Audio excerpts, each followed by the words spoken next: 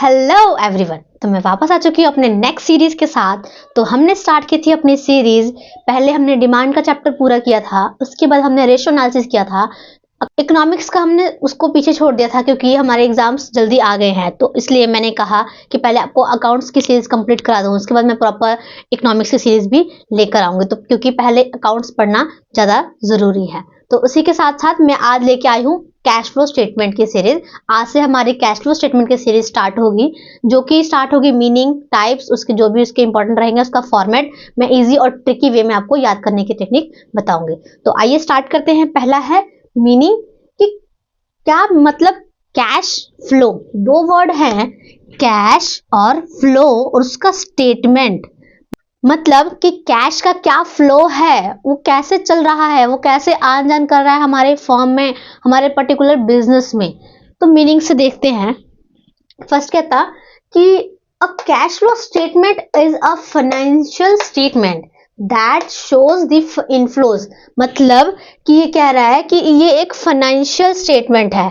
क्या है, आपको याद रखना है, it is a financial statement जो शो करता है इनफ्लोस, यानी कि जो कमिंग होंगी, हमारे पास आ रही होंगी चीजें, एंड आउटफ्लोज जो हमारे से बाहर जा रही होंगी, मतलब हम वापस किसी को दे रहे होंगे वो, of cash and cash equivalent, मतलब कैश की और कैश से रिलेटेड चीजें, कैश से रिलेटेड वस्तुएं एक स्पेसिफिक पीरियड ऑफ टाइम में, उसको बोलते हैं हम कैश फ्लो ऑफ स्टेटमेंट। मतलब एक ऐसा स्टेटमेंट जो हमें क्लियर कट बताए कि कैश कहाँ से आ रहा है और कहाँ पे जा रहा है, कितना गया एक पर्टिकुलर ईयर में, एक ईयर में, 10 ईयर में, 5 ईयर में, जो भी हमारा रहेगा, जो इसकी हमें नीड रहेगी। क्लियर।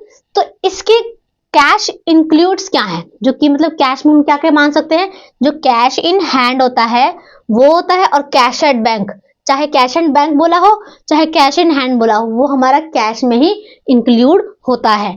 उसके बाद है कैश इक्विवेलेंट्स। इसमें बच्चे बहुत कंफ्यूज होते हैं, आखिर ये है क्या। तो शुद्ध भाषा में इसको बोले तो वो वस्तुएं जो जल्दी कैश में कन्वर्ट हो जाती हैं।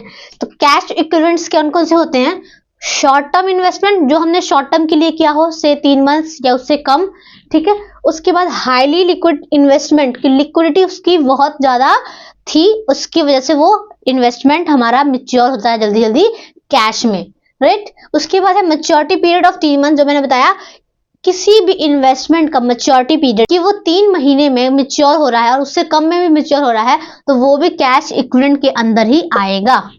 क्लियर। और एग्जांपल्स के तौर पे हम समझ सकते हैं कि ट्रेजरी बिल्स जो होती हैं, ट्रेजरी बिल्स और शॉर्ट टर्म डिपॉजिट जो हम कराते हैं, वो हमारे एग्जांपल हैं कैश इक्विवेलेंट्स के। क्लियर। यहां तक आपको मीनिंग समझ आ गया। अब इसके हैं इंपॉर्टेंस और ऑब्जेक्टिव्स। अगर आपको क्वेश्चन में पूछा जाए कि इंपॉर्टेंस क्या है और ऑब्जेक्टिव्स क्या है, तो आप दोनों ये दोनों क्वेश्चन में आप ये पॉइंट्स लिख सकते हो। क्या कह रहा है कि to know the cash position of the business, कि एक्चुअल में बिजनेस के पास कितना कैश अवेलेबल है, कितना वो हमें प्रोवाइड करा सकता है अगर हमें कैश की जरूरत पड़े तो। क्लियर। उसके बाद to analyse liquidity and solvency. Obvious सी बात है, हम करते हैं ना, जैसे कि हमने रेशोज में किया था कि लिक्विडिटी रेशो, सॉल्वेंसी रेशो, इसमें है कैश से रिलेटेड कि कैश कितने जल्दी कन्वर्ट में हमें मिल रहा है। क्लियर। उसके बाद to check cash generated from operating activities, कि जो ऑपरेटिंग एक्टिविटीज हैं उससे हमें कितना कैश जनरेट हो रहा है। ये इसलिए मैं कहती हूँ ये सारे चैप्टर्स एक दूसरे से कोरिलेटेड है, इसलिए मैंने पहले कैश रेशो एनालिसिस कराया, उसके बाद हमने स्टार्ट किया कैश फ्लो स्टेटमेंट, ताकि आप कोरिलेट कर पाओ। क्लियर। उसके बाद है to help in planning and controlling of cash, यानी कि हम अपना कैश कहाँ दें, कहाँ इन्वेस्ट करें, कैसे प्लान करें और कैसे उसको खर्च करें, और किस तरीके से हमारे पास जल्दी जल्दी वो चीजें आए, तो उसको बोलते हैं कैश फ्लो स्टेटमेंट। अब आता है to help investors and creditors. अब आपने सोचना है कि मैं किसी कंपनी में इन्वेस्ट करती हूँ पर या करता हूँ, तो मैं देखूंगी कि हाँ इस कंपनी में ना कैश इक्विवेलेंट ज्यादा है, मतलब कि अगर मुझे कहीं इंपॉर्टेंट पड़ेगी कैश की, तो वो कितने जल्दी वो कन्वर्ट करके देंगे। तो इन्वेस्टर जब इन्वेस्ट करते हैं तो ये सारी चीजों को वो मेंटेन करके, दिमाग में चलकर सब कुछ क्लासिफाई करके तब वो इन्वेस्ट करते हैं, ऐसे ही कोई इन्वेस्ट नहीं कर देता। तो आज हमारा ये टॉपिक मीनिंग और ऑब्जेक्टिव्स का, अगले टॉपिक्स में हम इसके आगे के पार्ट्स देखेंगे। तब तक के लिए जुड़े रहें।